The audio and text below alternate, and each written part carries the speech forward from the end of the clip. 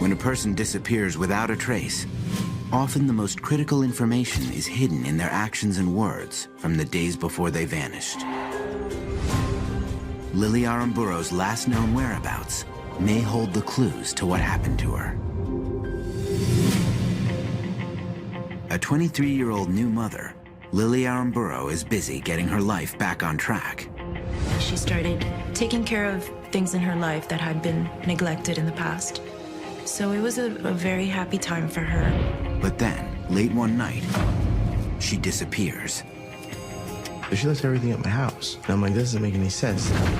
And even as her loved ones mount a massive search, I thought I was gonna find my daughter like in the next corner. months go by with no sign of Lily, and new suspicions take shape. I don't think we've been told the truth. Somebody knows something, somebody saw something, and I need to know where my daughter is, dead or alive. I need to find out what happened to her.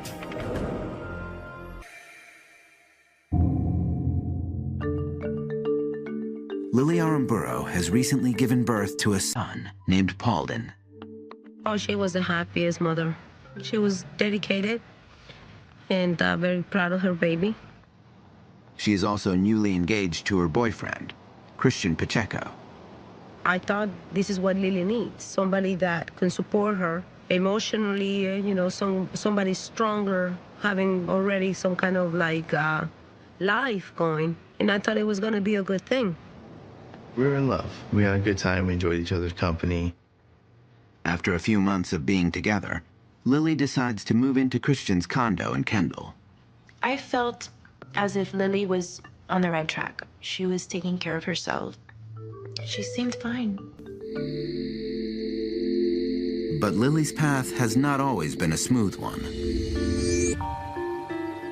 Growing up in Miami, Lily had lots of friends and was known as a sweet, peaceful girl who loved nature. She would like to be in the park or just being in nature, whatever it was. Even if it's just walking anywhere, she will like pay attention to a tree, a flower, a bird, any kind of animals. She would admire everything and feel part of it. But in her teen years, Lily begins spending more and more time with her friends. The crowd that she was hanging out with, they were having a lot of fun, but also there was started to be a little too much fun. So they were a little bit out of control. Lucely begins to grow concerned about her daughter's extracurricular activities. I'm sure there was a lot of alcohol involved, a lot of partying, possibly pot at that time, if not other drugs. Before long, Lily drops out of high school, and she starts spending many nights away from home. One of the times I did not hear from her for about 2-3 weeks, which is, you know, almost the longest that I ever been without contact. Lucely finds out why her daughter isn't communicating from one of Lily's friends. Lily has started experimenting with heroin. And of course, I panicked and I looked for help, and I went to look for her. Lucely drives all over Miami for 2 days, searching for her daughter. And then, near a park in Coconut Grove, something catches her eye. I saw some rocks and I saw a little head, and I just recognized my daughter's hair. And I stopped, and sure enough, that was her. She did not look good. She looked very, very weak. And I just looked at her and broke my heart. I never seen her so skinny and so bad in my life.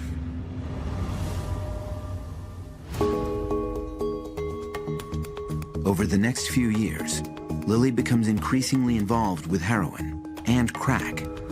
Her life seems to be spiraling downward. And then, in January of 2006, Lily gets some life-changing news. She is pregnant with her boyfriend's child. She was surprised. She wasn't expecting that. She was very happy. For Lily, finding out she was pregnant provided an incentive to turn her life around. She definitely wanted to stop the use of drugs, and she wanted to change her life knowing that there was another person coming into life, and she was responsible for it.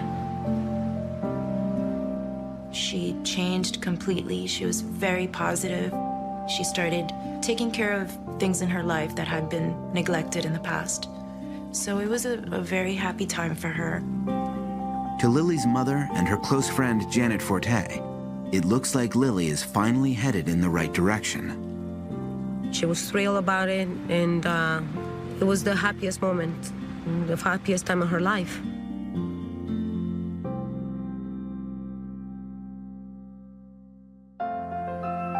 In September of 2006, Lily gives birth to a baby boy and names him Paulden. She was nurturing, very loving.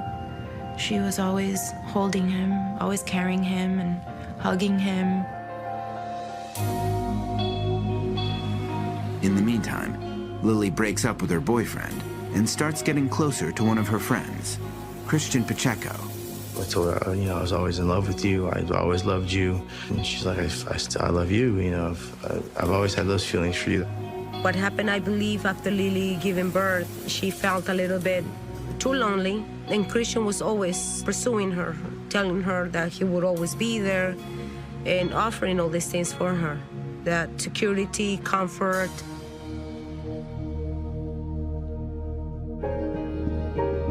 Within a month, Christian and Lily are engaged to be married. And that's when Lily moves into Christian's condo. We talked and I said, you want to stay? You want to move in? She's like, yeah, I do. So that's how we ended up living together. At first, things seemed to be going well. Lily was happy to be with Christian. It felt, like we're a family. We would take walks at night together.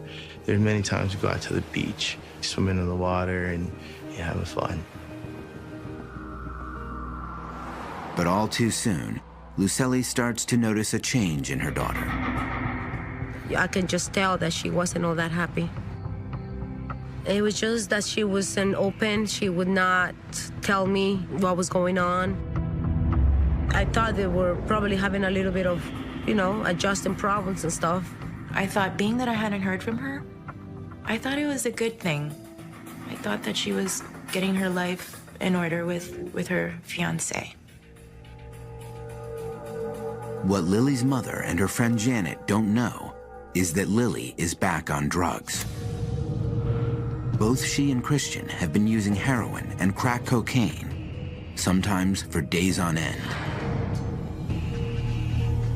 After 3 days of that, your mind starts, just playing tricks on you and getting the better of you. And that's where the problem started. You should be very agitated, very on edge about the littlest things. Lily and Christian begin fighting frequently. On several occasions, the police are called to the condo. I didn't know they were fighting until one day that they called me up and said that there was an argument at the house and the police was there and child services were involved. That's when I knew they were fighting a lot. Paulden was removed from the house. He went to a foster home while Lily was in drug court. Lily is devastated. This day had taken her pride and joy away from her. And I couldn't do anything for her. Except try to be there to console her. And talk to her and say, look, we just have to do the right thing. So whatever process they want you to go through, we got to go through. Lily checks into a local rehab program, hoping that she can regain custody of Paulden after a 3-month stay. It was a live-in facility, and it was one of the best. So she was very happy about that. She was ready. But after just 2 weeks, Christian gets a discouraging call from Lily. Wednesday, she calls me up and says that I'm out. And she's crying. Lily has relapsed. She had failed a mandatory drug test and was kicked out of the program. Christian picked her up and took her to his house. I wasn't allowed to be with her at the moment because she had no visitations with the baby. And that same day that she got released from the rehab, I got temporary custody of the baby. So she wasn't allowed to be near the baby at that time. Lucely goes home alone with Paulden, desperate to help her daughter, but unsure how to do it.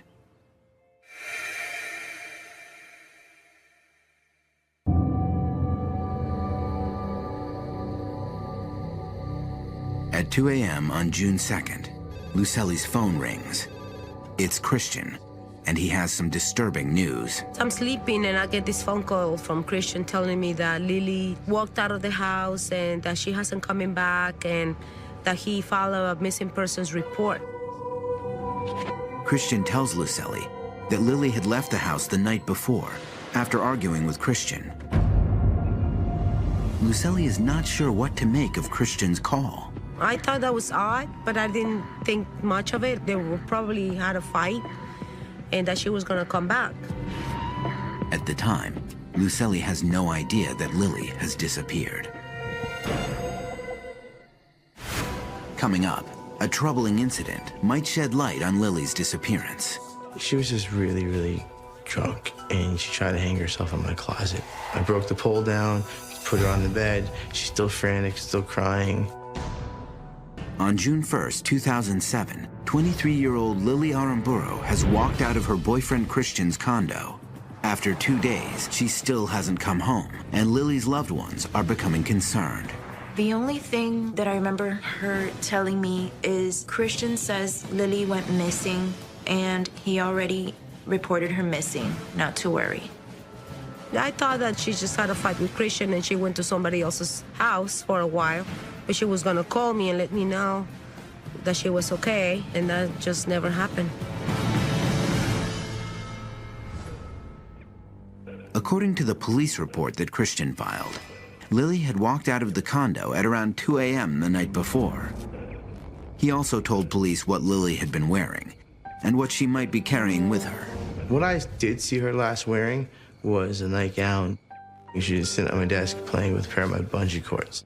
And the next day, I looked around the house and I couldn't find them. Strangely, the bungee cords Christian used on his bike rack are missing, but Lily had left everything else behind. She left her phone there, she left her purse there, she left everything at my house. And I'm like, that doesn't make any sense. It's like, why would she leave everything? If she was gonna leave, why wouldn't she at least take a phone with her or something? Days go by with no word from Lily. So Lily's mother and her friend Janet decide to pay Christian a visit to find out more about the events leading up to Lily's disappearance. Christian didn't know that we were coming. We showed up at his house and he was very, very nervous and very energetic. They immediately start asking Christian questions about the night of May 31st. And he started telling us, what happened. According to Christian, after he picked Lily up from rehab, they decided to buy drugs at a rundown crack house in Coconut Grove. From there, they went back to the condo with two friends, EJ and Kelly.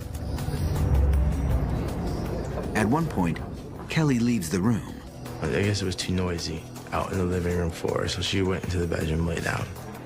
Lily and I were talking, and she got upset that Kelly went into the bedroom.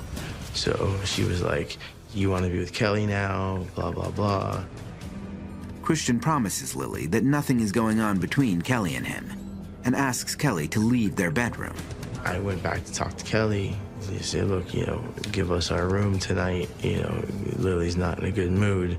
But before Christian returns to the living room, Lily leaves.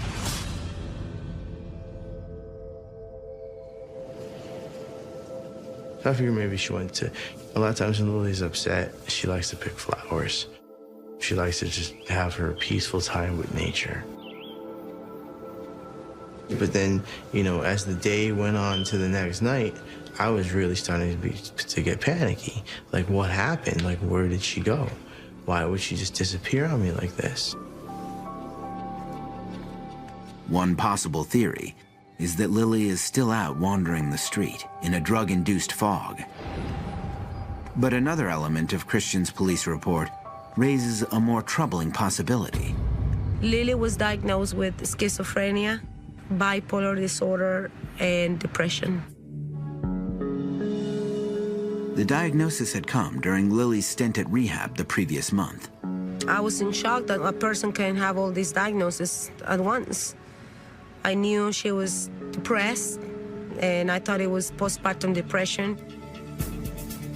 Lily was also on medication for depression and anxiety, and according to Christian, she had stopped taking it. One possibility investigators must consider is that Lily has taken her own life. She may have even used the bungee cords to hang herself somewhere outside her home. In fact, according to Christian, she had tried to hang herself just a few weeks earlier. She was just really, really drunk, and she tried to hang herself in my closet. I broke the pole down, put her on the bed. She's still frantic, still crying, and finally was able to calm her down and went to bed that night.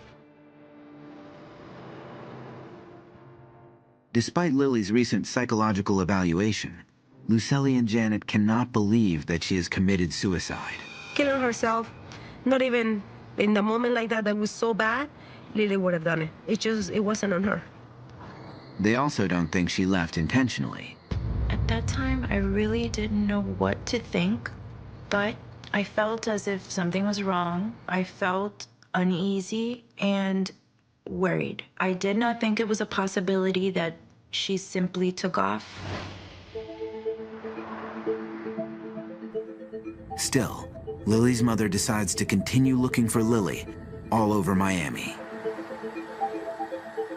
I got in the car and I started looking on the areas that I thought she could possibly be, to the extreme. I was very scared in a way, but I knew I had to do that, so I did. And I ended up being in the worst places ever, like horrible crack houses.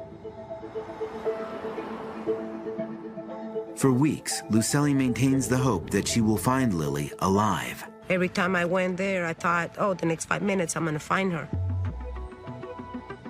Meanwhile, the police conduct searches of the area surrounding the condo. But they find nothing.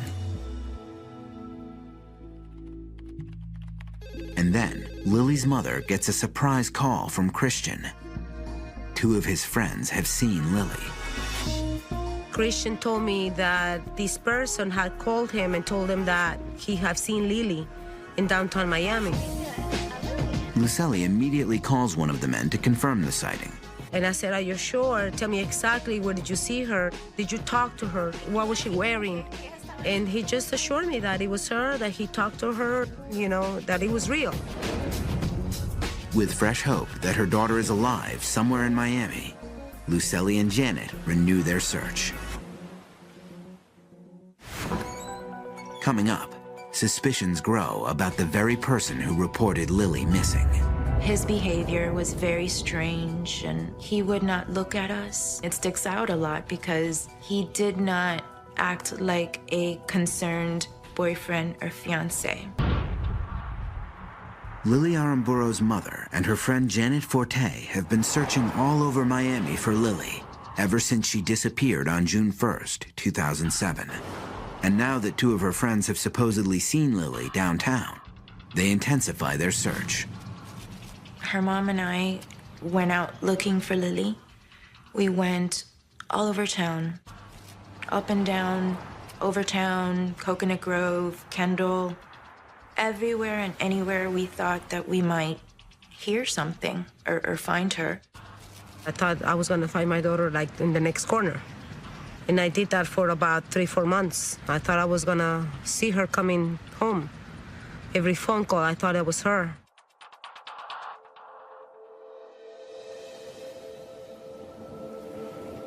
But they find no sign of Lily anywhere. I think I started feeling as if something was really wrong after about 2 months. Before then, I was hoping, I was just praying to God that she was somewhere and she'd turn up. But the fact that so much time had passed and she had not made a phone call was very, very strange, especially for a new mother. I mean, she loved her son so much. I just could not see her walking away from him.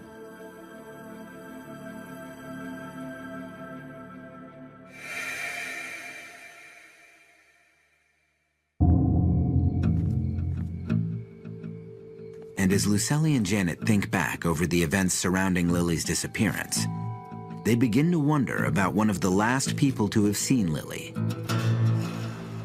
Her fiancé, Christian Pacheco.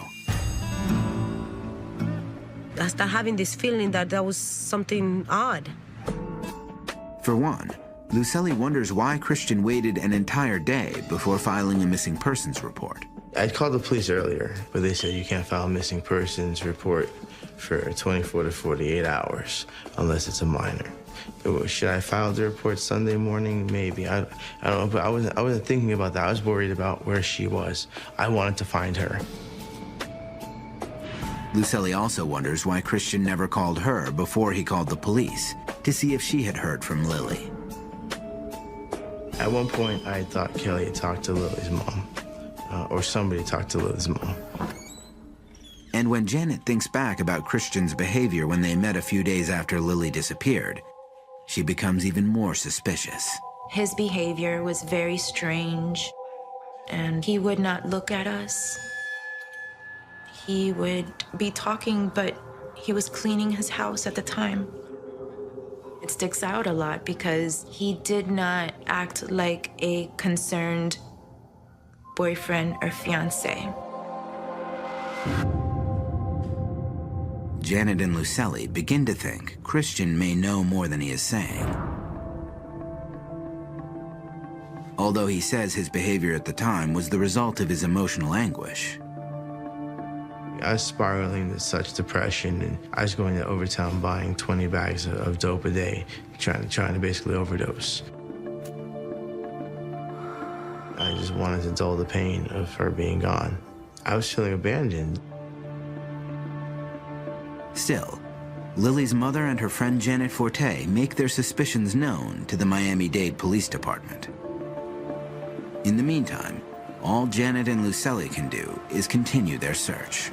We never stopped. Every moment that we had to search for her, we did.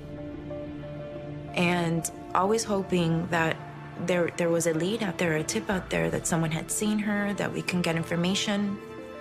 But that never happened.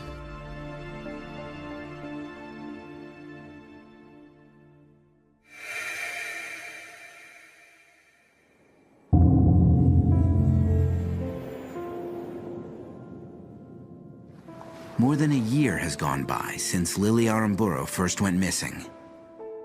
And both Janet and Lucely feel that not enough is being done to find her.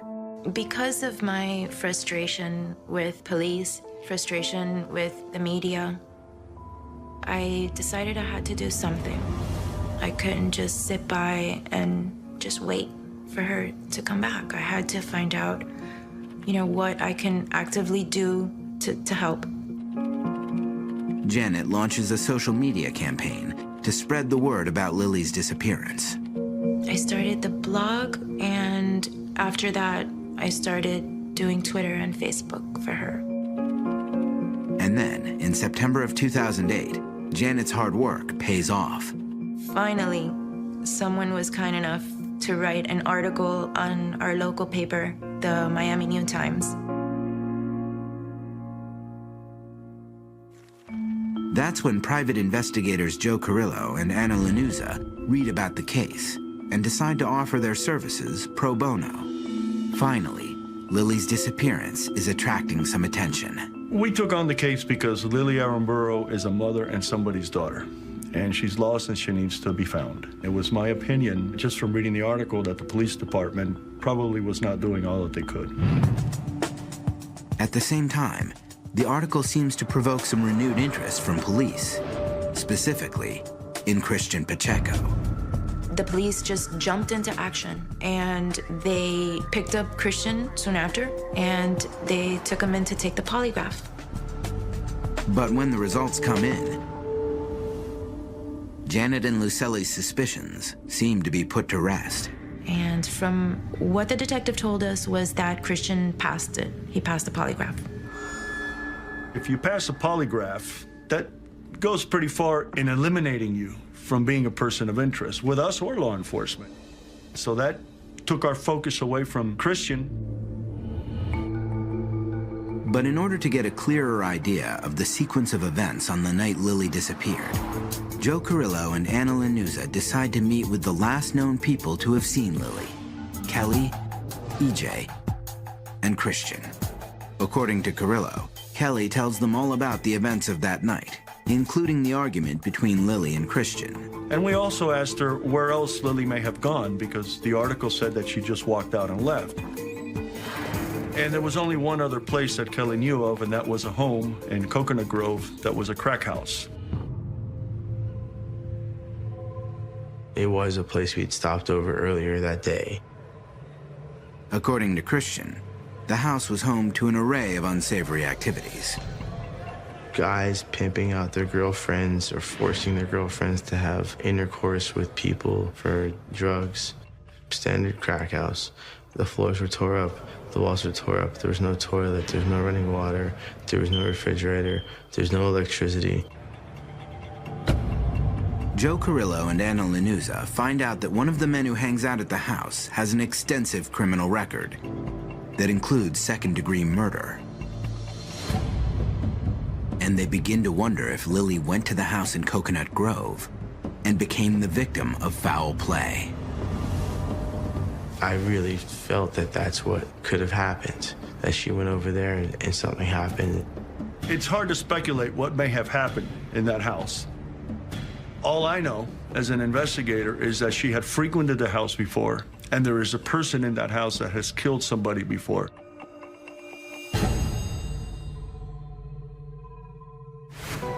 Coming up, a stunning revelation in the case documents leads investigators to a new suspect.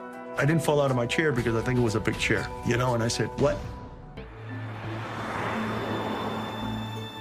Private investigators Joe Carrillo and Anna Lanuza have stumbled on a new lead in the mysterious disappearance of 23-year-old Lily Aramburu. They think that Lily may have walked or hitchhiked to a rundown crack house in Coconut Grove. In the heat of our little argument, when I was trying to get Kelly out of the room and she had left, you know, I thought, yeah, maybe she had hitchhiked over there.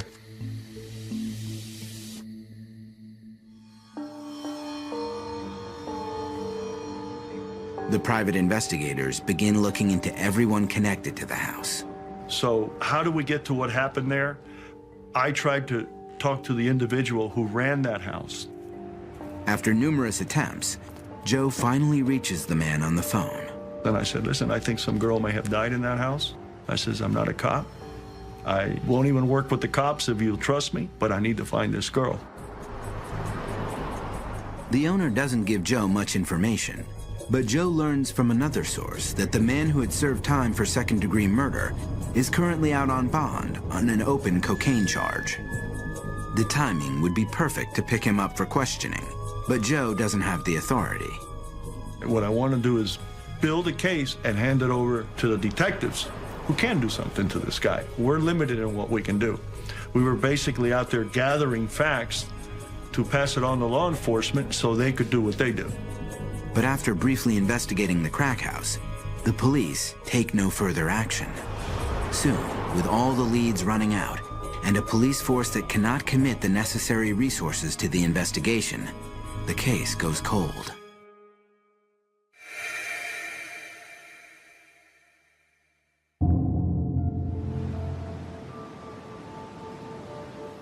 Two years have gone by with no new leads. Lily's son, Paulden, is now 3 years old. And to mark Lily's 26th birthday, Lily's mother and Janet Forte decide to take a drastic step to raise awareness. We thought it would be a good idea to have a hunger strike. We felt it was extreme, but for us it was the only thing that would get the attention, you know, that we were looking for. Janet and I just sat down in downtown Miami for a whole week in a hunger strike, trying to get attention, because at the time we were really frustrated that nobody would pick up the story and nobody knew that Lily was missing. We were very frustrated with the police. They never really did much, and they weren't sharing anything, any information of the little bit of work that they were doing. So we were in limbo, really. Así es que tal, muy buenas noches. Una madre desesperada que ha logrado... Several local Spanish media outlets cover the hunger strike. But sadly, the renewed attention to the case doesn't bring in any fresh information. So I think the whole Miami knew that Lily was missing, but we never got a lead.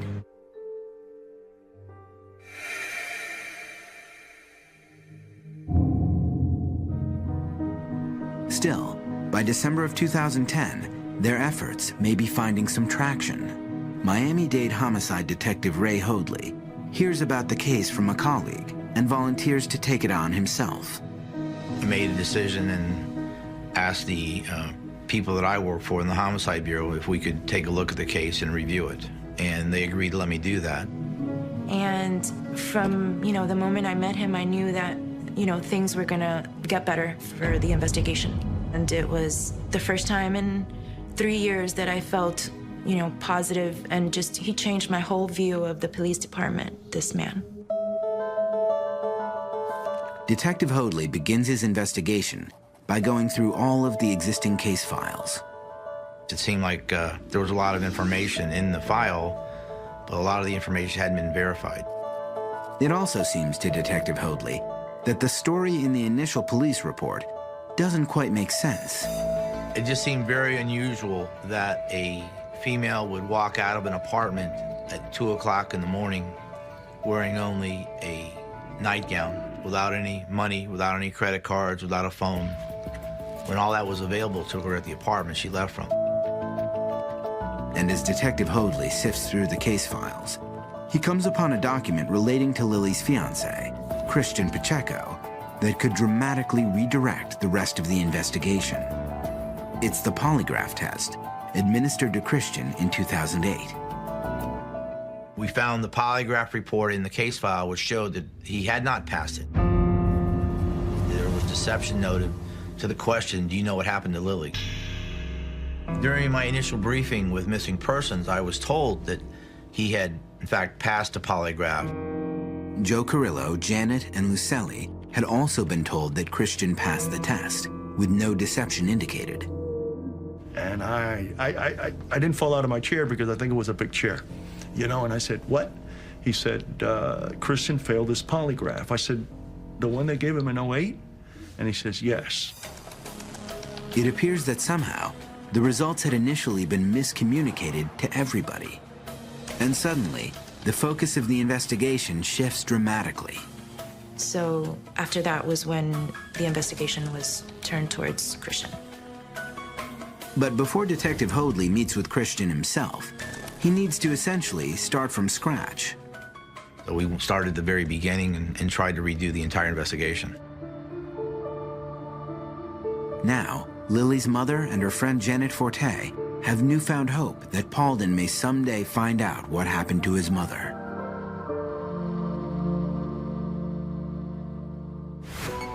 Coming up, suspicions grow, and Lily's mother becomes even more desperate for answers. Somebody knows something, somebody saw something, and I need to know where my daughter is, dead or alive. It's been more than 3 years since Lily Aramburu disappeared, and now homicide detective Ray Hoadley has taken over the investigation. He begins by looking into each possible scenario to see what he can rule out. First, he returns to Lily's last known whereabouts, Christian Pacheco's condo, to be sure that Lily's body is nowhere in the vicinity. So we came back and searched that property. We had canine come out. We had cadaver dogs that were used. He went out on Christmas week. I'll never forget. They went diving into the canal behind the apartment. They cut down huge amount of weeds looking for Lily. And we used aviation to photograph the area and document what we were doing. But investigators don't find any evidence of Lily. Next, Detective Hoadley takes a closer look at the early sightings of Lily that were reported a few weeks after she disappeared. The persons supposedly that had seen Lily had never been interviewed, so I said, well, we need to establish if she's been seen after her disappearance. It makes it an entirely different investigation than if she was never seen afterwards. Detective Hoadley tracks down the two friends, Elvis and Dario, who had supposedly seen Lily back in 2007. We located Dario, who was still living in the Miami area, and spoke to him about it. And he said absolutely positively he had never seen her. When Hoadley reaches Elvis and asks him if he'd seen Lily, he too says he did not. But his story is even more interesting. Christian told him that if he would tell Lucelli that he had seen Lily downtown or seen and spoken to her, it would make Lucelli feel better and wouldn't be worrying about Lily as much. And finally, Elvis agreed to do that because Christian was paying for his drugs. They were lying. They never saw her. Hoadley thinks that Christian may have fabricated the sightings to cover up his own involvement in Lily's disappearance. Christian, however, vehemently rejects this line of thought. I told nobody to say they saw Lily because I wanted, if you saw Lily, I wanted you to come to with your own merit and it to be a true, factual thing. And for reasons beyond my comprehension, he had said that I told him to say that he'd seen Lily, and there's no way that is possible. It's still unclear what did happen to Lily. For one thing, Hoadley doubts she's been out wandering the streets without contacting anybody. She would never have spent that amount of time away from her son without contacting her family. It wasn't the way she was. Whatever her faults were, she cared deeply for her son and was very close to her mom. I hate to say it, but if she was alive, she would have called. She would have found a way. Detective Hoadley also looks into the crack house one more time as a possible site of foul play. There's no evidence of any sort that Lily went to that house that night. There were some people that lived in that house that had prior criminal records, but there was nothing linking Lily to those people or to that house. Now, with the sightings of Lily discounted and a murder at the crack house improbable, it appears more likely to Hoadley that something happened to Lily at Christian's condo. So he decides to sit down with the one person who might have some answers, Christian Pacheco.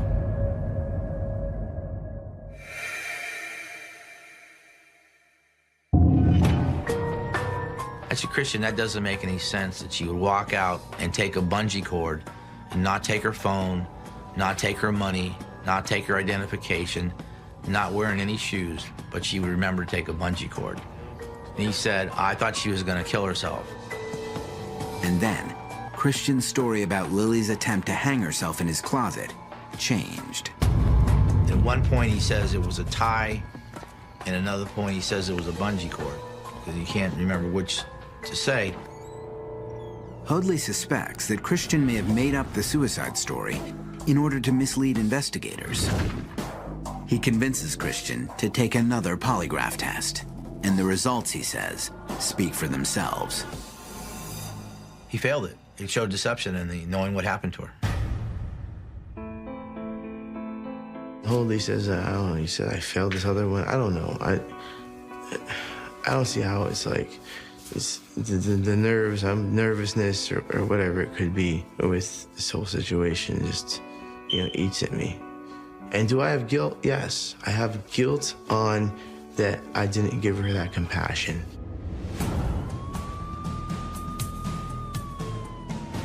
In April of 2011, the police searched the wooded area near the condo again. But they find nothing, leaving Lily's mother desperate for answers. Somebody knows something, somebody saw something, and I need to know where my daughter is, dead or alive. I need to find out what happened to her. She's my daughter, my only daughter. Detective Hoadley has since retired from the Miami-Dade police, but his suspicions remain intact. And I think sooner or later, the truth will come out. I believe she died that night. I don't know how she died. I don't think we've been told the truth. Proof is that he failed the polygraph. Proof to me is that he was always avoiding me. proof is that if he was about to marry my daughter, he would just make a phone call and ask me in 4 years, how are you? How is Spalding? Do you know anything about Lily? I never got that. So to me, that's screaming guilt. He's hiding something. Despite the accusations swirling around him, Christian Pacheco maintains his innocence. If I had something to do with her disappearance, why would I force the police to take a missing persons report when I could have let that go as long as I wanted to, right? I had nothing to do with Lily's disappearance. There's nothing that I knew more than her leaving my apartment. And there's nothing I know. There's nobody I'd spoken with. There's nobody that I've talked to that has any idea, along with myself, about what happened to Lily that night after she left. All Lily's mother and her friend Janet Forte can do is try to move on with their lives. We need to find her. Her family needs some sort of resolution. I can't imagine her son growing up not knowing what happened to his mother and thinking that she abandoned him or something like that. I kept moving forward because I have a tremendous gift, a tremendous blessing, which is Lily's son, which it happens to look identical. And it's just another chance for me to give my love to my daughter, to him, to learn from all these things. I still believe something is gonna happen. I have to. I have to believe that I'm gonna find out what happened to my daughter.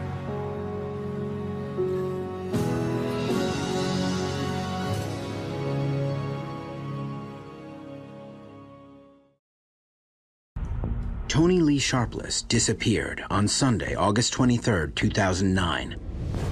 When a person disappears without a trace, often the most critical information is hidden in their actions and words from the days before they vanished.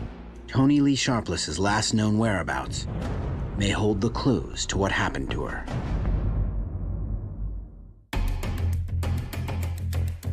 A nurse and mother struggles to put her demons behind her. She's trying to further her education. She has a daughter to come home to. When a night on the town brings unforeseen consequences, that's when the situation just turned crazy. Tony Lee Sharpless drives into the night. I keep thinking, is she okay? Is she in her right mind? Because I don't know where she's at. But where has she gone? They did locate a number of cars under the water there. Or is she being held against her will? I got a flash, and I yelled at the television. She's very much alive.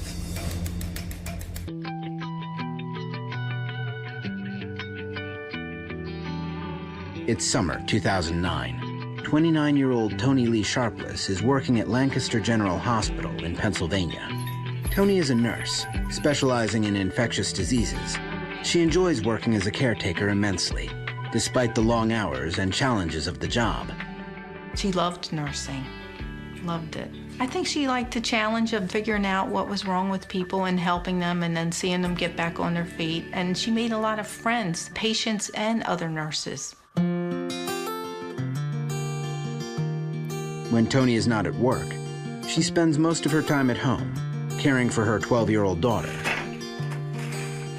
Tony became a mother when she was 17 years old. She has always been extremely devoted to raising her child.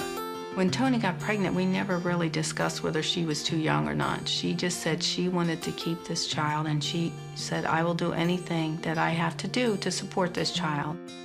Between being a mother and working full-time, Tony keeps very busy.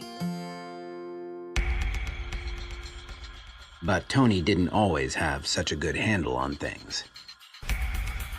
The first time that Tony had a breakdown, she was approximately 19 years old, 19 or 20.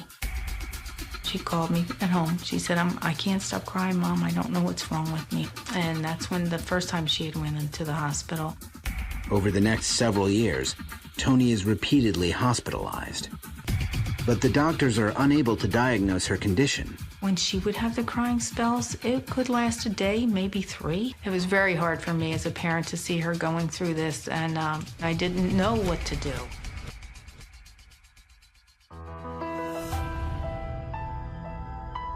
She would drink occasionally. I think that was to self-medicate. There was one incident where she totaled her car. After that accident, she was adamant. She said, "I will never do that again." In 2004, during another hospital stay, the source of Tony's problems is finally identified. She is suffering from a bipolar disorder. With a diagnosis in hand, Tony is prescribed medication and she begins to take control of her life. In 2005, she enrolls in nursing school, and she and her daughter move in with her parents in Downingtown, Pennsylvania. She was working full-time and going to school full-time. She was very determined. If she wanted something, she set a goal, she went for it, and she made sure she completed it. Tony finds work immediately upon graduation. It seems her darkest days are behind her, until again, she has another relapse. In March of 2009, she was having like manic attacks and depression. Manic is where the person doesn't sleep. They just constantly go, go, go, and they just talk, talk, talk. And then they start to imagine things because they're not getting this proper sleep that they should be getting. Tony asks her family to take her to a rehabilitation center where she can be treated for her psychiatric problems. Crystal Johns, an old friend of Tony's from high school, also accompanies her. When I took her to the rehab, I didn't recognize that person. That wasn't a person I was familiar with. Tony stays at the hospital for 3 weeks, but when she is released, Tony has a new prescription and appears much improved.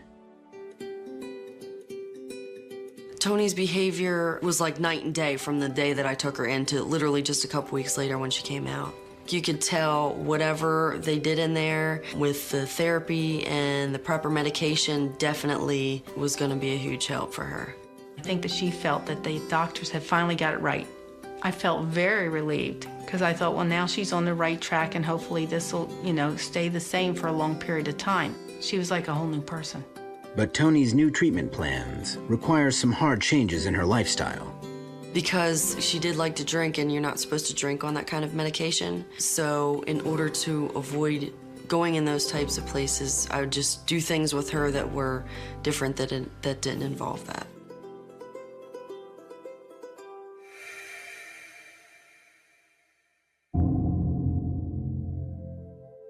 Six months after being released from rehab, Tony is back at work.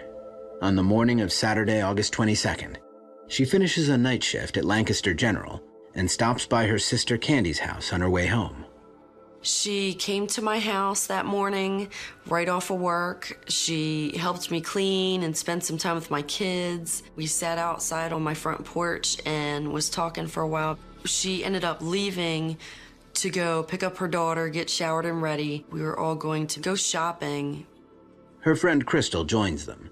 She hasn't seen Tony since the night she took her to the hospital. She seemed like she was back on the ball. She seemed like the Tony I know.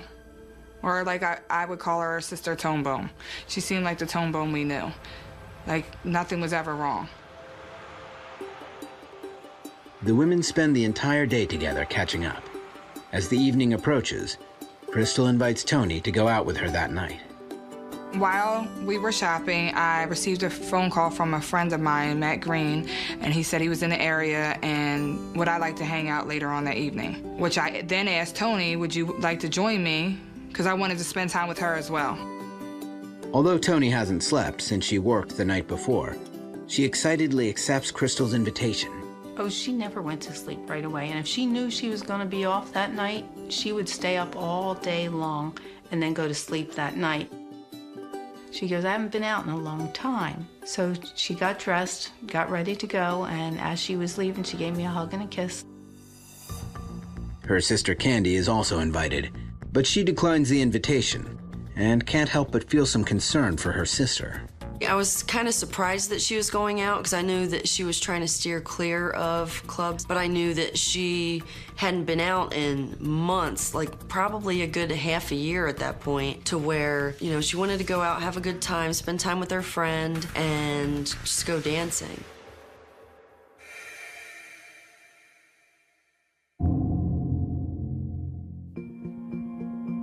I spoke to Matt, and he said he was in Old City at the G Lounge, and we agreed to meet him there since it wasn't too far from where we were. When Tony and Crystal arrive at the G Lounge, they receive special treatment. Crystal's friend Matt is the brother of Willie Green, a professional basketball player on the Philadelphia 76ers. When we went to the G Lounge, we got into the VIP. We just had a couple of glasses of champagne and danced. Tony, she was on the dance floor more than I was. We mingled, we met a lot of people, a couple celebrities, and that was it. We had a good time. It was almost like the most perfect night ever. Almost.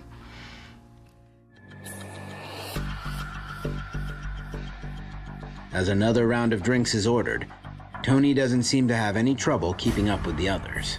We were definitely drinking Don P. I prefer Grey Goose and pineapple. We had a few of them. We took a couple shots the waitresses were bringing around. Tony, she just seemed great. We had such a good time, and that's all we kept talking about, is how fun of a time we were having, and we didn't want it to end, and the time came too quick. When the club closes at 2 a.m., Willie invites the group to his house in Gladwin, a suburb outside of Philadelphia. And I discussed it with Tony, and she was like, yeah, because we weren't ready for the night to end, so we decided to go. At Willie's house, the socializing continues with a drinking game and then a late-night dip in the swimming pool. Everybody was outside but Tony. When I dove into the pool and I came up, they said, your girlfriend is in there yelling something. So I immediately went into the house and said, what's going on? And I didn't really understand what was wrong with her, but I could tell that her pupils were dilated and that she was very intoxicated. I don't know if it hit her at that moment, but it was definitely time to go. Her behavior had changed. Crystal tries to calm her friend down, but it seems that a switch has been flipped. Tony becomes very aggressive. Everybody else came in to see what the commotion was, and that's when the situation just turned crazy. Tony came out and said things and was yelling profanities, and she went inside Mr. Green's basement and slammed the door, kicked the chair, a couple different things. I never seen Tony act this way before. I was embarrassed. I didn't understand why she was acting like this. I didn't know how to handle the situation. I thought the best situation would be to leave. Crystal says that Willie has also had enough. He asks the two women to go, but Tony insists on driving. She grabbed the car keys and said, I'm driving. She was telling everybody it's her car and she was driving, and if I wanted to go home, that I would get in the car with her. They asked me, are you sure you want to get in the car with her? And I said, we came together, we leave together. But once they are in the car, Crystal says that Tony becomes even more irate. We got maybe 2 houses down the road, and she slammed on the brakes, and she said some things to me in reference that I was laughing with them. I just think the liquor kicked in, and she was just a little paranoid maybe. I don't know exactly what she was thinking at that point. I was confused. I was like, we're gonna go home and laugh about it tomorrow, you know? That's what I thought. But Crystal is unable to calm Tony down. Tony orders her from the car, and Crystal finally gives in. I just thought, let me get out the car. She'll come back for me. As soon as Crystal steps outside, Tony speeds away into the darkness. I never thought she wouldn't come back.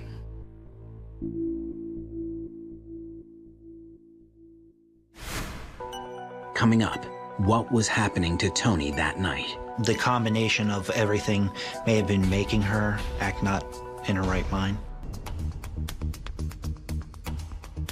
After a long night out on the town, 29-year-old Tony Lee Sharpless seems to lose control. Her belligerent behavior gets her and her friend Crystal kicked out of a small gathering in Gladwin, Pennsylvania. Crystal is glad to be going home, but suddenly, Tony demands that she exit the car and speeds away. She knew I didn't know these people, that we were so far from home, like 40 miles. Why would you leave me? I didn't think she was that upset, and especially not at me.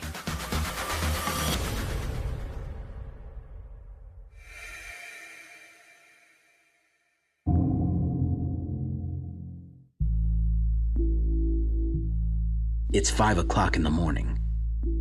Crystal finds herself in an unfamiliar neighborhood a long way from home. I could still see the guys from the party yelling for me to come back, and I was so embarrassed that I just put my hand up and said, I'm fine. I started walking towards the direction that she had went, thinking that she would come back for me. So then I called Tony's phone. She didn't answer, and I called again, and it was obvious that she had turned the phone off. It was scary, it was dark, there was no street lights, and I had no clue exactly where I was. I thought how angry I was. How could she leave me? I don't know. I just hoped that she was gonna come back for me. That was the initial feeling. Crystal continues trying to reach Tony without luck while she walks to the expressway that they took to get there. I sat on the side of the road, so if she came back, that I would just be sitting waiting for her. I was so far from the development that I left, I didn't even know what house I came out of. That's when the reality kicked in, and that's when I began to cry. I was scared. I was scared for my life. Crystal is eventually able to reach a nephew who agrees to make the 40-minute drive to come pick her up. On the way home, Crystal tries calling Tony's sister Candy to tell her about their train wreck of a night.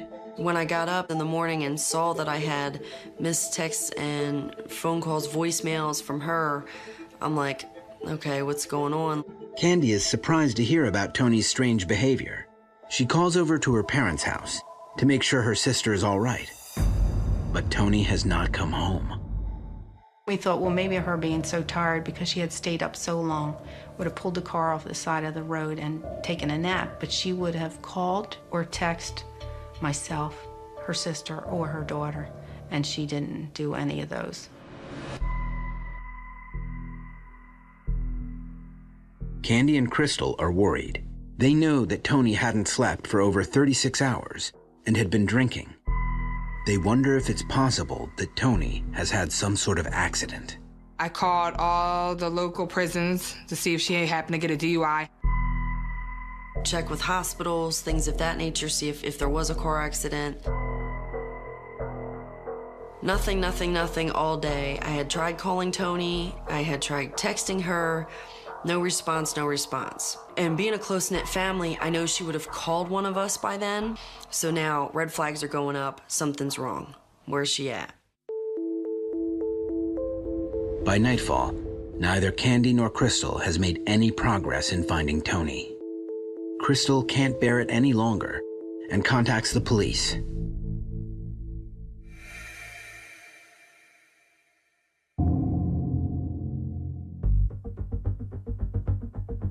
I called the West Brandywine Police Station, spoke to Officer Moore. He informed me that usually a family member calls, and I said, well, her family doesn't want to jump the gun at this time, but something doesn't sit right with me. I was the last person with her. I want to know where she is.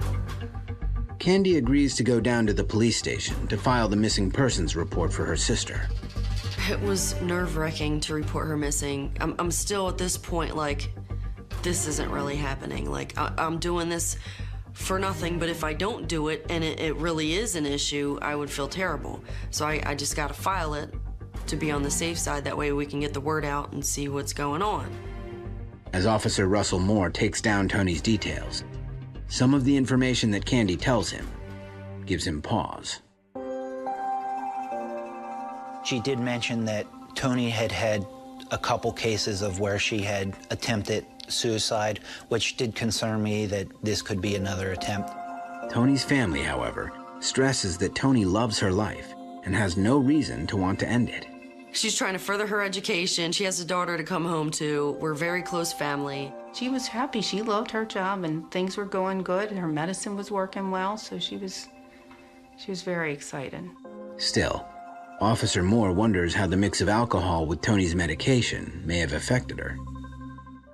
There is some concern that the alcohol with the medication, as well as her mental health issues, the combination of everything may have been making her act not in her right mind.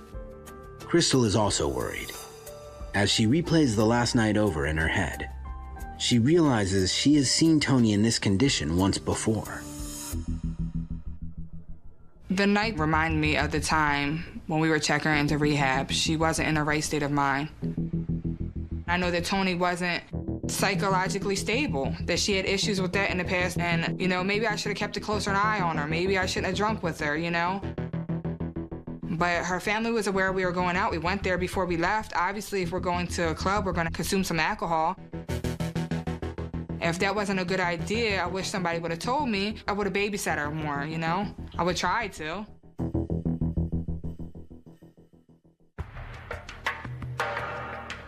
Officer Moore enters Tony's personal data and vehicle description into the National Crime Information Center database.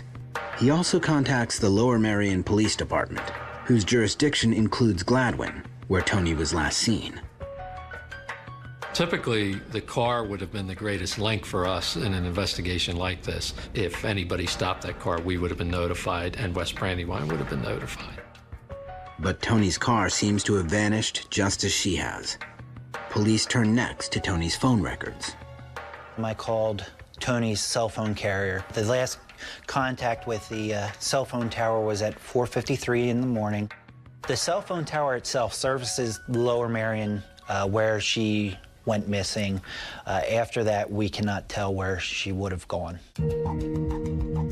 But Officer Moore is able to identify the last time Tony used her phone, 2:57 a.m., when Tony was leaving the nightclub and on her way to Willie Green's house.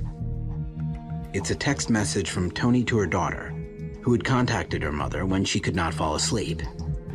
The last thing that came off of my daughter's, Tony's phone, was a text to her daughter at 3 o'clock in the morning, because her daughter couldn't sleep that night. Her mom said to her, "Honey, I'll be home soon, get some sleep." That was the last text, the last activity on that phone. For Donna, Tony's last text message sounds more like the daughter she knows, a loving mother who is very responsible and caring. But everything else she learns about Tony's behavior that night leaves her baffled. I couldn't believe it. I've never seen her act that way. Never. The only thing I could have thought was mixing alcohol with medication that she was on and lack of sleep.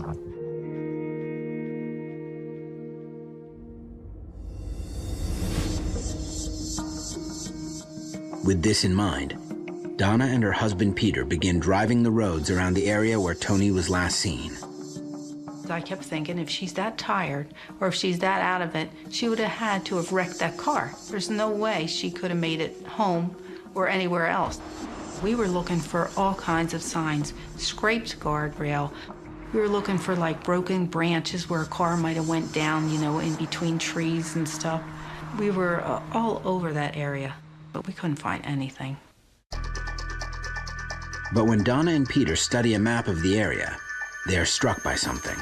Tony could have taken a wrong turn looking for the expressway entrance heading home. Leaving Gladwin area, it only takes you into Philadelphia. You have to go off the next exit, turn around, and come back. So we thought, well, instead of that, we'll just go down under the bridge, and that's where the river happens to be. You make a sharp left, and then the park is off to the right. And that's what made me think, well, if she had pulled in there, she could have went right off the boat ramp and into the water.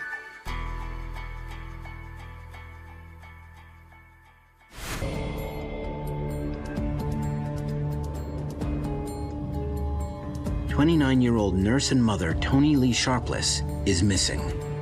Overtired and operating under a dangerous mix of bipolar medication and alcohol, Tony was last seen in Gladwin, a suburb of Philadelphia that she is unfamiliar with.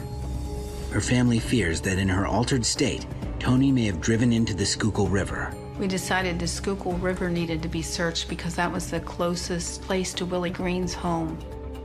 If my daughter left there and went down to park the car, she could have went into the boat ramp because it was like approximately 5 o'clock in the morning. It was still dark. And when you're looking at water and a road and they run together, you can't tell the difference between the two of them. When Tony's mother tells the police about her theory, they agree that the area can be very disorienting, especially at night.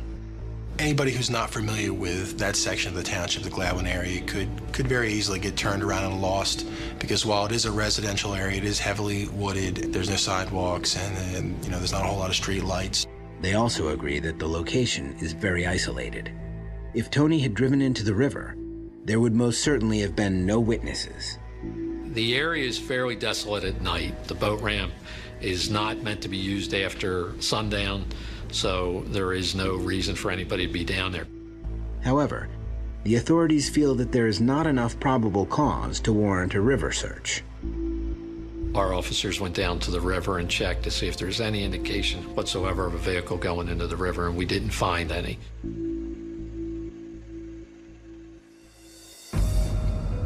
Nevertheless, Texas EquiSearch, a nonprofit organization that conducts missing person searches, agrees to come to Pennsylvania to spearhead the operation. They scan the river bottom with sonar, while the Lower Merion Police Department joins the search.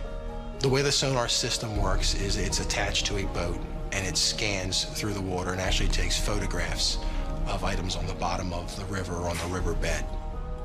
As you go off the boat ramp, it gets very deep. It's about 25 feet deep as soon as you leave the boat ramp. So this is a fairly deep water operation there with very low visibility. Despite the depth and murky water, sonar hits upon what looks like 3 cars at the bottom of the river.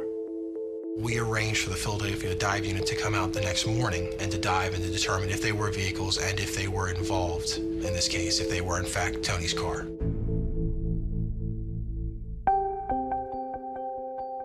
While Donna is happy that the search is being conducted, she cannot bring herself to be there. When they had said there were cars in there, my heart was pounding. I was home, pacing the floor. I was pacing the floor, my husband and I both. Tony's sister Candy, however, is there, steeling herself for whatever they find. It was kind of nerve-wracking because it was a lose-lose situation at that point. If she's in the river, then she's not alive anymore. If she's not in the river, then we still don't know what happened to her. Before the dive team begins their work, investigators go over the river with a second, more advanced sonar. They discover much more than they had bargained for. The total number of vehicles that were found in our section of the river was 11. According to the police, the remoteness of the boat ramp makes it a popular spot to get rid of stolen and other unwanted vehicles. What the dive team did was they went into the water there, and they would be able to, on a close-up view, take a look at the vehicles and get a basic description of them. In some cases, if there was a vehicle registration plate still attached, they would remove the plate and return it to us once they got out of the water. That's what happened in this case. As the divers work to identify the sunken cars, Tony's loved ones wait on pins and needles on shore. As they found the vehicles, they were letting me know that they weren't hers, but there were still 1 or 2 towards the end that they weren't for sure about, that they had to come back and double check on. The plan of action was to get them out of there, to get them identified for sure, because even if they pulled the tag off, what if the tag was changed at that point? Candy must wait another week for her peace of mind. The weight of the water and silt collected in the submerged vehicles makes extracting them a tricky operation.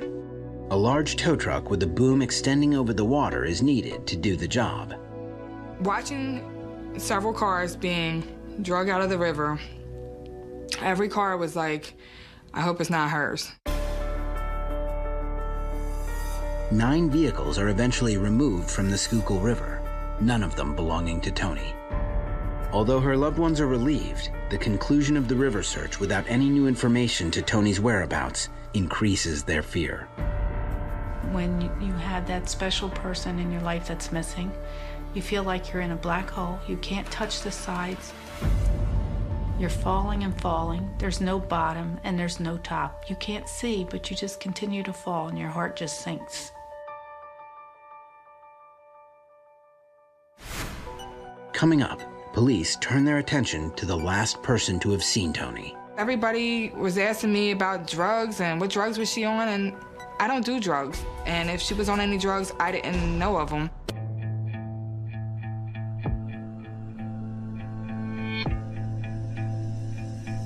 When Toni Lee Sharpless goes missing outside of Philadelphia, her loved ones are stunned. The 29-year-old nurse lives a simple life, devoted to her daughter.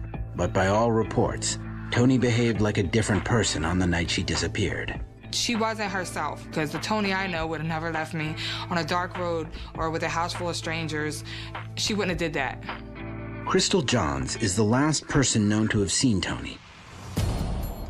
That night, the two women had last been at the house of Willie Green, a professional basketball player on the Philadelphia 76ers. I contacted Mr. Willie Green to see if he could shed some light on what happened. Mr. Green gave the same account of the night that Miss Johns had given. There were never any suspects in the case. There was never any indication of foul play. There was no person of interest, really, that jumped out at us during any phase of the investigation. Despite Willie and Crystal's cooperation with authorities, rumors of foul play begin to circulate. Toni's disappearance received a lot of local media coverage, both on TV and also on the internet. And unfortunately, in some of this coverage, Crystal was described or was portrayed to be someone who was hiding something or who was involved in something happening to her friend. The blog just said that me and the Greens disposed of Toni, that I'm withholding information, all types of stuff that was not true. It was almost like harassment. The one person that wants to find her friend and that took it serious from day one is being harassed. After several weeks of negative attention, Crystal calls the Lower Merion Police Department and requests to take a polygraph test. Crystal asked to take a polygraph. We were fairly convinced that her information was accurate. However, she wanted to do it because there was so much pressure on her that she may have had something to do with Toni's disappearance. I passed with flying colors. I passed. I didn't lie about anything. There's nothing I withheld at all. And I went and I got something to eat for the first time in a very long time. I finally had my appetite back.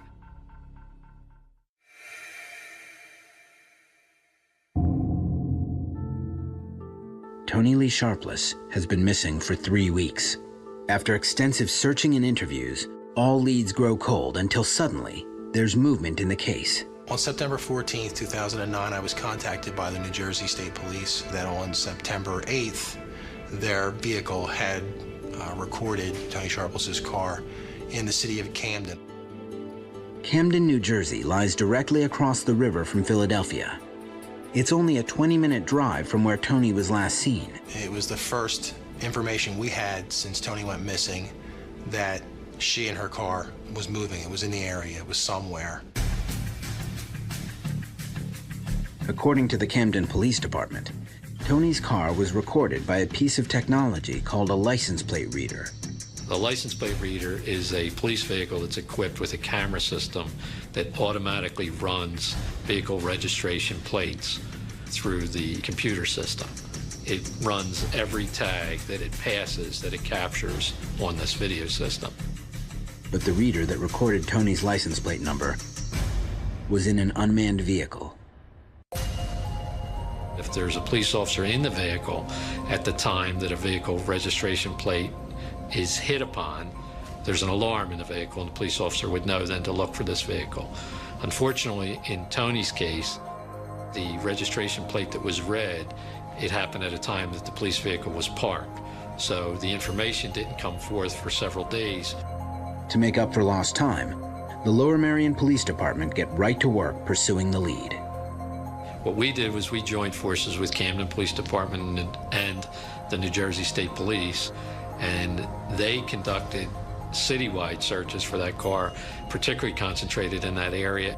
For Toni's family, the development in Camden, a city known for its high crime areas, makes them very uneasy. When I heard that her car was spotted in Camden, I knew something was definitely wrong. We had recently went to a concert in Camden, and she just wanted to get out of there because we know it's not a good area. It told me that either she wasn't in that car, or if she was, she may have been in the trunk of the car, because she would never go to Camden on her own. not willingly anyway. While friends and family believe that Tony has almost certainly met with foul play, the authorities quietly develop a second theory. It was reported to us that Tony may have had an addiction problem earlier in her life. The fact that her license plate was red in Camden worried us because if you knew where to buy drugs, that would be one of the areas to go. But police are unable to determine if Tony has bought drugs in Camden before.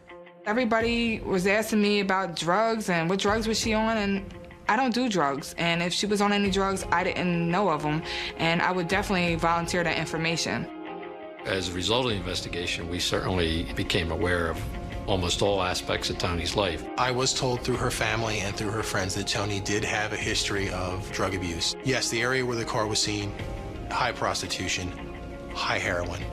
She suffered with some past demons, but as of the time of the incident, it appeared that she had had her life in order.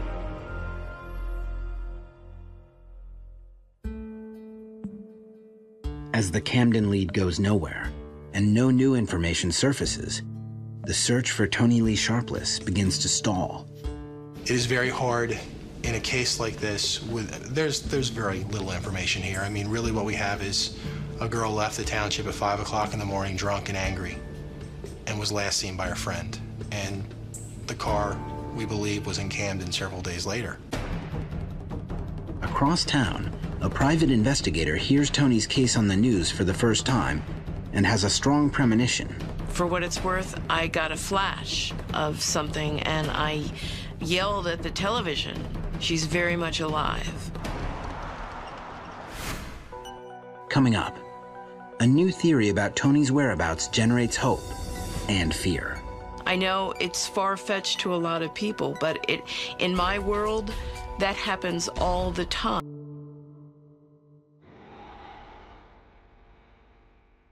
It's been a month since Tony Lee Sharpless drove away from a gathering in Gladwin, Pennsylvania. The only clue in the case that has surfaced is a license plate hit in Camden, New Jersey. After that, both Tony and her vehicle appear to have vanished. But now, private investigator Eileen Law thinks she knows what has happened to Tony. My instinct told me that, one, that she was alive, and two, that drugs were involved somehow. Like many in the area, Eileen is aware of the recent bust of a sex trafficking ring in New Jersey. Prosecutors say this man, who called himself Prince, enslaved young women and forced them into a life of hell. Just 1 month earlier, Alan E. Brown Jr. was arrested for prostituting dozens of young women from Newark to Atlantic City. This man is one of thousands of men all across the country who prey upon young women, anywhere from 12 to 50. And what they do is go to bus stations, train stations, nightclubs, and look for young women who seem distressed in some way. Once they were forced into his stable of prostitutes, they were subjected to beatings, to isolation from others, to coercion. They were locked inside apartments. He would take their cell phones and their credit cards and force drugs on them. I know it's far-fetched to a lot of people, but in my world, that happens all the time. Although Eileen believes that Tony may have fallen victim to this type of crime, she has no facts to support her hunch. It is only when she meets Tony's family for the first time that she realizes how right she may be. My daughter Candy and I went to meet with her. She had asked me just basic questions like the police did. It was a lot of paperwork, a lot of questioning. Where was she last seen? What was she driving? When was the missing persons report filed? Almost immediately, Eileen learns of several details that confirm her fears. When Tony left that night with her friend, she had less than a quarter of a tank of gas. So when you do the mileage, there's just no way that she would be able to get home. I believe that somewhere along the expressway in Philadelphia, she ran out of gas. And that was the beginning of the end. At the conclusion of her first meeting with Donna and Candy, Eileen offers her services to find Tony for free. She begins work right away to get the story of the missing nurse and mother back into the media. I believe that she is in a weakened state. We need to get her picture out there. Almost immediately, there are sightings of women believed to be Tony. When that aired, by the time I got back to the office, there was a flood of calls. The first sightings were in the city of Lancaster, where Tony was a nurse at Lancaster General Hospital, and a lot of them used the phrase that she was distraught or distressed. As Eileen follows up each lead, Tony's family waits anxiously, wondering if Tony has really been found. There was one sighting in particular that got me anxious in Lancaster County, and that's one where the person was almost sure it was her to the point he wanted to get off the bus and go grab her. And the description of her, the description of the clothes, everything matched. But none of the sightings lead to Tony. After 1 week, the calls from Lancaster stop.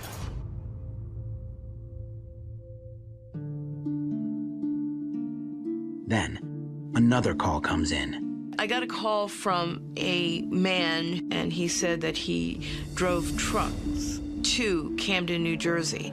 And he said that he believed he saw Tony. Over the next 3 days, there are several more reports of sightings in Camden. Because Tony's car was also seen there, Eileen thinks the chances of finding her are high. But the landscape of the area makes searching for Tony difficult.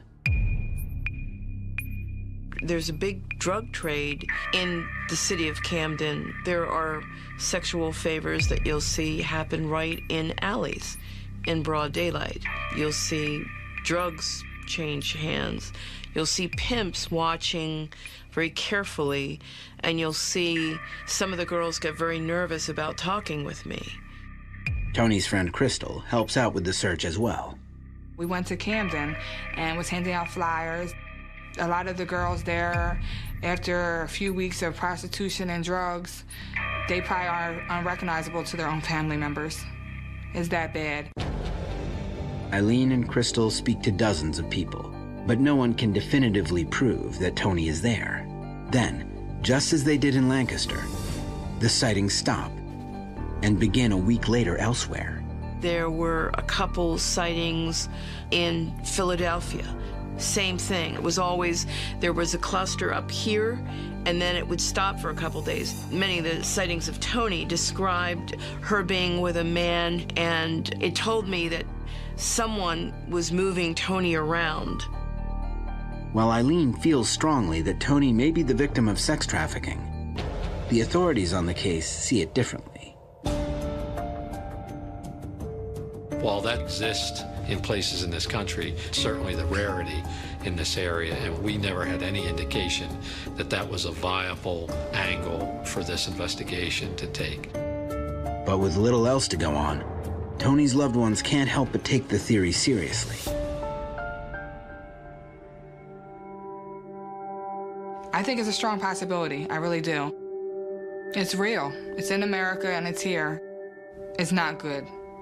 It's not good. Whatever happened to my friend is not good. I think that she is a very strong person. She's a fighter. She's a leader, and that if she had the opportunity to get away, she would do that. Although Tony's loved ones want to believe she is alive, the possibility gives them little comfort. If Tony did drive on 76, which went into Camden, she could have got carjacked, been drugged up, held for prostitution. We don't know at this point, but that's our theories. I keep thinking, is she okay? Is she in her right mind? Is she cold? Is she hot? Is she hungry? Is she tired? Is she sleeping right? Because I don't know where she's at. It's such an empty feeling. It's hard to describe.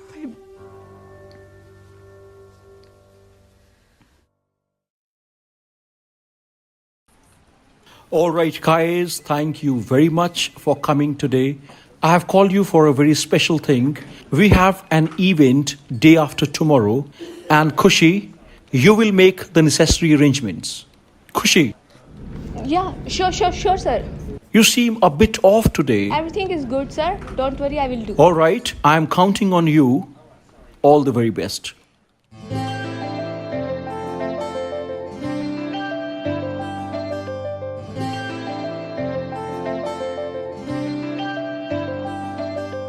ਕੱਲ ਰਾਤੀ ਰੋਈਆਂ ਮੈਂ ਤੇਰੇ ਕਰਕੇ ਸੁਣਿਆ ਏ ਤੂੰ ਵੀ ਰੋਇਆ ਮੇਰੇ ਕਰਕੇ ਕੁੜੀਆਂ ਚ ਲੜਾ ਮੈਂ ਵੀ ਤੇਰੇ ਕਰਕੇ ਮੁੰਡਿਆਂ ਚ ਅੜੇ ਤੂੰ ਵੀ ਮੇਰੇ ਕਰਕੇ ਮੈਂ ਨਾ ਪਿਆਰ ਕਰਾਂ ਮੈਂ ਨਾ ਪਿਆਰ ਕਰਾਂ ਕਿਉਂ ਨਖਰੇ ਜਿਹੇ ਦਿਖਾਵੇਂ ਕਿਉਂ ਨਖਰੇ ਜਿਹੇ ਦਿਖਾਵੇਂ ਇੰਨਾ ਨਾ ਸਤਾਇਆ ਕਰ ਮੈਨੂੰ ਮੇਰੀ ਜਾਨ ਨਿਕਲ ਨਾ ਜਾਵੇ ਮੈਂ ਜਦ ਵੀ ਕੁਝ ਬੋਲਾਂ ਤੇਰਾ ਨਾਮ ਬੁਲਾ ਤੇ ਆਵੇ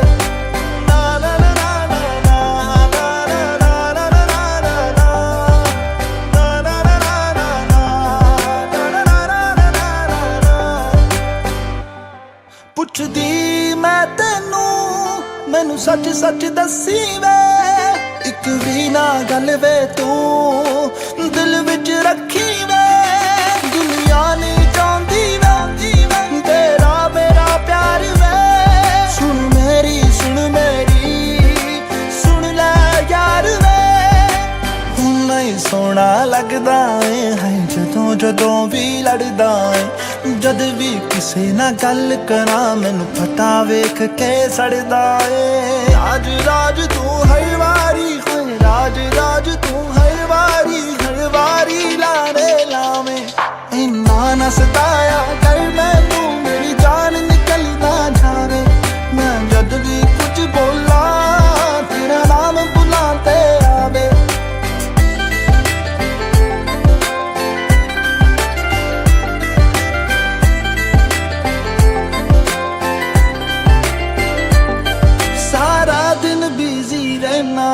ਤੂੰ ਯਾਰਾਂ ਦੇ ਨਾਲ ਬਹਿਨਾ ਏ ਤੇਰੀ ਦੂਰੀ ਤੇ ਮਜਬੂਰੀ ਦਿਲ ਮੇਰਾ ਏ ਸਹਿੰਦਾ ਏ ਕਿੱਥੇ ਜਾਵਾਂ ਨਾ ਜਾਵਾਂ ਹਰ ਇੱਕ ਗੱਲ ਮੈਂ ਪੁੱਛਦੀ ਆ ਮੈਨੂੰ ਕਦੇ ਮਨਾਉਂਦਾ ਨਹੀਂ ਤੂੰ ਮੈਂ ਕਿੰਨਾ ਰੁੱਸਦੀ ਆ ਮੈਨੂੰ ਚੰਗਾ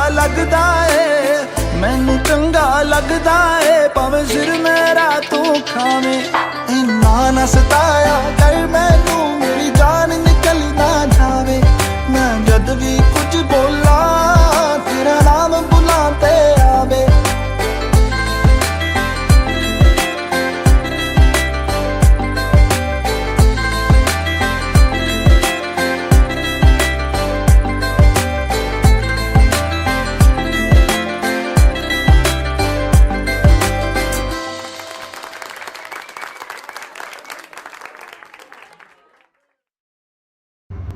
तो अभी आपने हमारा दुनिया सॉन्ग देखा सो प्लीज कमेंट करके बताना कि आपको सॉन्ग कैसा लगा एंड हाँ वीडियो को लाइक करना जाने से पहले रिपल म्यूजिक स्टूडियोज के चैनल को सब्सक्राइब कर लेना thank you bye bye everyone